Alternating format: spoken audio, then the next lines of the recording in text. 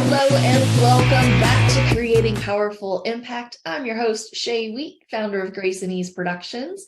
And I'm really excited to have our guest on today because it's something that we don't necessarily talk about in the way that we should talk about it.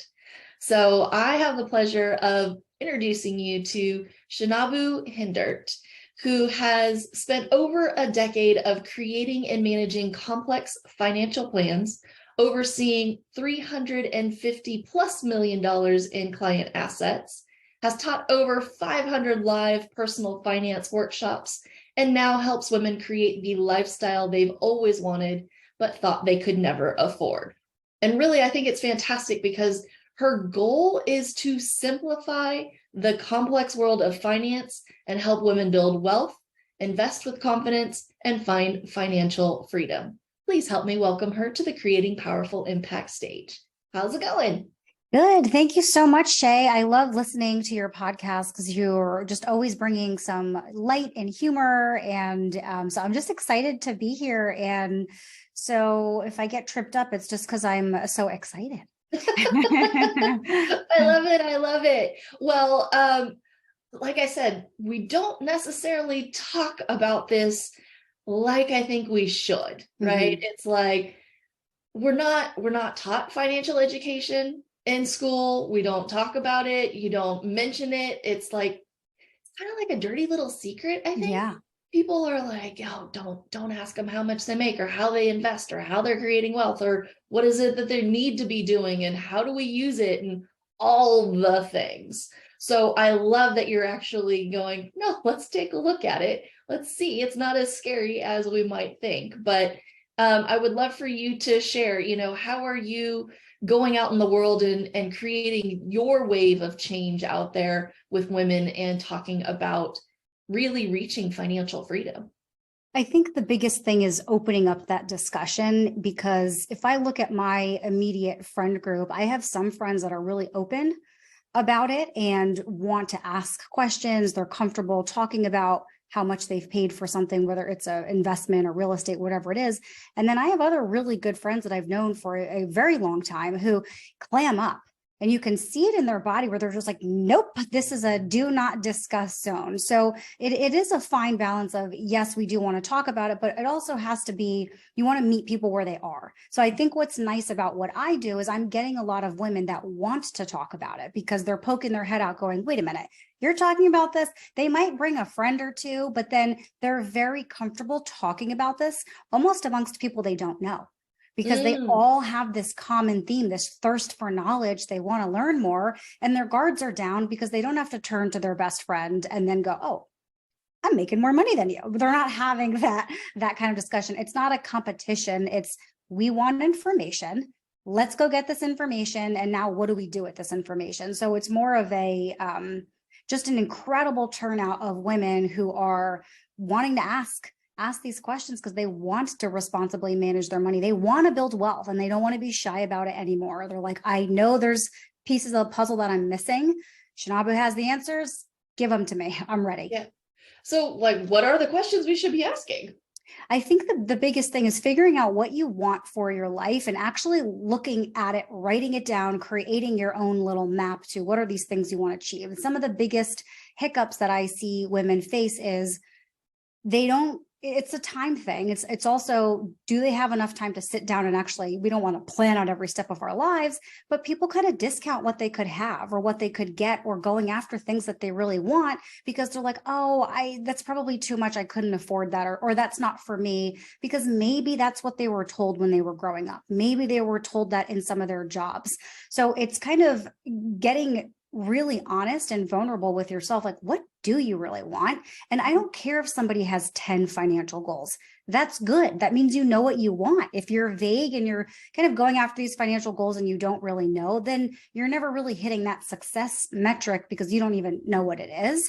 So the more we can write it down, maybe the goalpost changes a little bit. Maybe they can't do all of those things in the next couple of years, but they have clarity on, okay, we did want to purchase this home. We wanted to do it in the next 2 years, but based on our plan coming together, it's looking more like 5 years, but we can do that. Okay, then I wanted to grow my business. Maybe I need to slow down a little bit and, invest a certain percentage in that every single month. What does that look like? Oh, what is my retirement looking like? Putting all these pieces together. When we look at the goals individually, it's easy to kind of get stuck on that one track. And then once you hit that goal, you're looking around and going, well, I'm never going to hit the other ones because you didn't spend any time on them. So it really is just about putting pen to paper, looking at what kind of lifestyle do you want to have, creating kind of a bucket for each of those things within your lifestyle, and then having systems, and as much as you can automate these systems, going into those buckets. So you're doing everything simultaneously without this being a full-time job. Okay, that makes sense. So that's probably one of the biggest questions, right? Is like, okay, what do I start? Yeah. Vision, and start, okay, now that we have the vision, let's go ahead and just start putting things into buckets. But I mean, why is it even important to be investing our money? So I named the book Investing is Your Superpower because as I've been in this industry, we see lots of charts. We got graphs, we got charts, we got charts on charts. I have charts about charts. So and Excel documents and yeah, exactly. But as people, we don't make decisions based on charts, right? It's like, it's a good data point to know, okay, you're not making this crap up, but that's not going to drive someone to make a decision. So really the decisions behind those are, there's so much of this that is tied to emotion. So I do, in the beginning of my book, really have people talk about and bring up how do they make financial decisions? What emotions come up with that? Because even though I'm, 17 years in this business, I get really uncomfortable when I have to make big financial decisions, to the point that I'm sweating. Even if I know logically it's the right thing to do, I feel physically uncomfortable and I typically don't sleep well that night. So I have to go through a process of what makes me feel better and have more conviction around this logical brain to get my emotions to catch up. So it's very real that we make emotional decisions with our money. So for people to understand where's their starting point, what are those, goals going to look like, and then how do they get there is really important part of the process. Okay, I love that. Now, so we've got the vision, we've got the buckets. Now what are we doing? How do we go forward from here? Yeah. So just to kind of hit on, I know I don't want to say I backtrack, but I kind of went on a little tangent there about emotions. But the whole purpose of investing is the sooner you can get started, the better, because you want to take advantage of time. So when you look at all of these charts that I'm talking about, they'll show you, okay, someone who started saving money when they were 20 is seeing this exponential growth by the time they're 60 versus someone who started at age 40, they're seeing less of that growth. It just goes back to the mindset, because when we're in our 20s or even in our 30s, we're like, I don't have the money to invest. I need to start this business, or I need to get this next thing because I'm just trying to survive over here. So we're not thinking about the future. And we all often tell ourselves, I'll do it when I have more money. I'll do it when I have more money. Most often when we get that bigger paycheck or we get paid more, we then go after a bigger ticket item that we've been waiting for, that we're like, this is, I needed to upgrade my car. I've been driving this hunk of junk around. I need to get a new one. That's where that money's going. We're not saving more. So the time to start is now. And when you're investing, you're taking advantage of compounding growth. So you start to grow your money, and then your money that was growing starts to grow. So you start to basically increase the value of your assets through time and an investment strategy. Now, it has to be the right investment, but that's what you're taking advantage of. So even if somebody's starting later on in life and they have, let's say today you're starting with, $1,000 investment, and 20 years from now, you can start with 10,000, you're better starting off today with that 1,000 than waiting over a period of time. So the industry has really become more friendly to people that don't have a ton of assets. Traditionally, it was like minimums, fees, like all these little things you were kind of getting, dinged around. You open an account, it's like account fee. And then, you open it up and it's like, okay, penalty, you don't have the minimums. Oh, you're kind of getting nickel and dimed the whole time. But technology has really opened up the space to get rid of minimums for a lot of different investments, get rid of maintenance fees, all of that. And you can invest with $50 a week directly going into an investment. That wasn't an option when I started in this industry. Yeah, that's interesting. And I'm glad to hear, we're not getting as nickel and dimed anymore. Yeah. But you mentioned technology. Talk to me a little bit about the technology that is out there right now, and maybe some pros and cons to using technology versus having somebody's brain on this. There's, I think, a fine balance of using a combination of both, because everything is at our fingertips. So we could do whatever we want with our money at any point in time. I could trade in an international market, if I'm out, not that I do this because I go to bed at 9 o'clock, but let's say hypothetically, I was out at a bar at 2 a.m. in New York City, hanging out with my friends, and I wanted to trade in an international market. You can literally just whip out your phone, push a couple buttons, and it's going through. So technology has also, really advanced how quickly the market changes. So volatility is always going to be there. We see the headlines of the market is crashing, or the market, had the best day of the year. You're going to continue to see this forever because technology, we don't have to wait for, when these stockbrokers are standing on the floor, at the exchange to place orders, we can kind of do it ourselves. So technology has made it more accessible.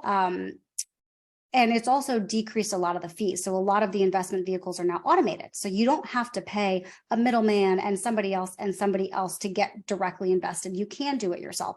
But with that, there's also been some gamification where they make it fun to invest. And that can be really dangerous, because if you don't really know what you're doing, and we've seen a few years of really explosive growth in the markets, you become overconfident. You actually think that you know what you're doing. And then when the market turns around the other way, you're going, oh, shoot, what's my strategy here? So there's a fine balance. I think anytime you're investing your money, especially if it's hard-earned money, partner with a professional who has your back, who you can ask challenging questions to, as kind of just your advocate of, here's what I'm thinking. Am I doing the right thing? Does this make sense? And they're looking at it holistically, because there's so much FOMO when you're investing. You just don't want that to be your driver as to making investment decisions. Yeah, for sure. Now I'm curious, like, with all the technology that's out there and you're investing over here and here and here and here, like, is there a place to pull all of those things together under one umbrella, or like, is it just, you have it in different places? No, I would try to keep everything under one roof and simplify your life as much as you can. If you're dealing with a larger investment firm like a Charles Schwab or Fidelity, they're going to have pretty much any investment vehicle you want to invest in under their roof. So rather than opening a bunch of different things, one of the classic things I see with people that I'm working with is they do all this gathering of their information. And it's a lot for them to basically take time out of their careers to go collect statements and do this. And by the time they're done, they're like, woo, this took me a lot. I'm exhausted. And it's like, oh, this is just the beginning. We're just getting started. Now we actually have to look at these things and take a look at your big picture. And so if we could eliminate any of that decision fatigue, that brain fog that you're getting by collecting this information, just having it in one place that you can pull up pretty quickly. I nickname all my accounts, so I don't have to remember, like, what was that one for? Is this my emergency? Is that my checking? It's like, this is for school. This is for taxes. I probably look crazy if someone were to look up my accounts, like, why do you have 15 accounts? And I have it so I don't have to think. So I can just look at it and be like, okay, that's what it is. And there's automated systems behind all of it. And that's what really I encourage people to do, is not have all of these different things everywhere, because it uses brain power every time you're trying to collect that. Yeah, it's kind of like remembering all of your passwords. Yeah, yes, simplify. Yeah, keep it simple. Set up your buckets, keep it simple, automate it, and then make sure that it's it's just like an event, right? We always start with the end in mind. Same thing here, starting with the end in mind, and then how are we going to break it down so that we can reach that end goal, right? That's exactly right. I feel like you were ready to teach a financial class to event planners. I'm like, you nailed it. That's exactly it. It's the same thing. It's different elements inside of it, but that same level of planning, that road mapping, step by step of how to get there, of starting with the end in mind. That's exactly right.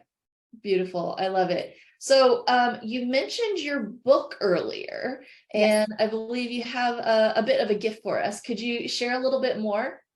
Yes. So I wrote Investing is Your Superpower, and it's really takes you through 3 different phases. So you don't have to read every single chapter in order. You can kind of dig into, if you're more interested in investment strategies, you can skip right ahead to that chapter. So if you go to my website, which is empoweredplanning.com, and just put in your email address, I will send you a free copy of the first chapter. So you can see, like, is this your style, right? There's so many financial books, investing books. I've read 100 of them, and they have different styles. So it depends on what you're looking for. So this isn't necessarily the end solution for everyone, but I tried to make it as funny as possible, as much of a page turner as I could, because I didn't want this to be a textbook.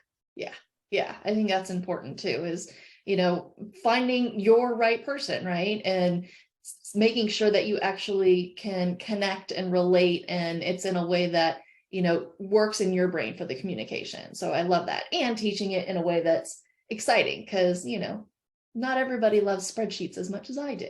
I know. And I created 3 different characters that are introduced in the beginning of the book. And then every chapter, the concepts that I teach, I show you how they apply it to their individual situations. So you may not identify with each of the characters, but it gives you an idea of, okay, how are these 3 people taking these concepts and incorporating them into their lives? And it's all kind of bite-sized chapters. And then I give checklists and kind of to-dos. So that way, by the end of it, you're feeling really comfortable. Even if you don't want to do the investments yourself, when you work with a planner or you work with a professional, you at least have better questions, or feel more comfortable asking questions about your specific situation.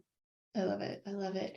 So sadly, we have to start wrapping things up, but I would love for you to share, like, what is your big takeaway or some type of memorable note that you would like to leave our audience with today? A big memorable note. I think the statistics are 80% of women are going to be solely responsible for their finances at one point in their life. So big takeaway is learn something this year about money or investing that you didn't already know. That's a good one. I really like that. And that's an easy next best step. Yeah, you don't have to become an expert and do all this crazy stuff and become an editor in, Wall Street Journal, but just take a step to say, I'm going to empower myself, even if it's just a little bit, with this nugget of information, and then share it with someone. I love it. I love it. Well, thank you so much for being with us today. And thank you, audience, for joining us on another episode of Creating Powerful Impact. I'm really excited for you to take the lessons and the resources that you learned here today, start implementing them, go out and, find that one new thing for you, so that you can create more impact in your world. Until next time, have an outstanding rest of your day. Take care. Thank you so much for listening to the Creating Powerful Impact podcast. If you are a successful coach, speaker, author, or thought leader who would like to be on this program, simply visit creatingpowerfulimpact.com/guest. If you are someone who got something out of this interview, would you please do me a favor and share this episode on social media? Just do a quick screenshot with your phone and text it to a friend or post it on your socials. Also, if you know somebody that would be a great guest, tag them on social media to let them know about the show and include the hashtag Creating Powerful Impact. I love seeing all of your posts and great guest selections. We are regularly putting out new episodes and content. To make sure you don't miss any episodes, go ahead and subscribe. Your thumbs up, ratings, and reviews go a long way to help promote the show, and they really mean a lot to me and my team. Want to know more about us? head on over to our website, graceandeaseproductions.com, or follow me on LinkedIn, Facebook, or Instagram. Just look for Grace and Ease Productions on your favorite platform. Thanks for listening. We'll see you next time.